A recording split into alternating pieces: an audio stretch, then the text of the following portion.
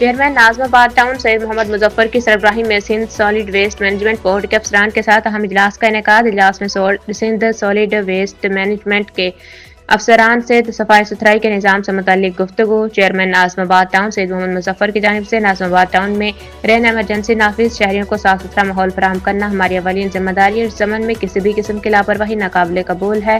سید Muhammad Muzaffar Karachi. Chairman Nazimabad town Syed Muhammad Muzaffar کی سربراہی میں Sindh solid waste management board کے افسران کے ساتھ اہم اجلاس کا انعقاد ہوا۔ اجلاس میں Sindh solid waste management board کے افسران سے صفائی ستھرائی کے نظام سے متعلق اہم گفتگو ہوئی۔ اس موقع پر vice chairman Muhammad Noman Siddiqui, director sanitation Zaheer Ahmed, جبکہ Sindh solid waste management board کی جانب سے ڈپٹی ڈائریکٹر نوید اوان، محمد حسین صدام سمیت دیگر اعلیٰ افسران نے شرکت کی۔ اجلاس میں ناظم آباد ٹاؤن کے مختلف علاقوں میں صفائی کے نظام اور بہتری کے اقدامات پر تفصیلی گفتگو ہوئی۔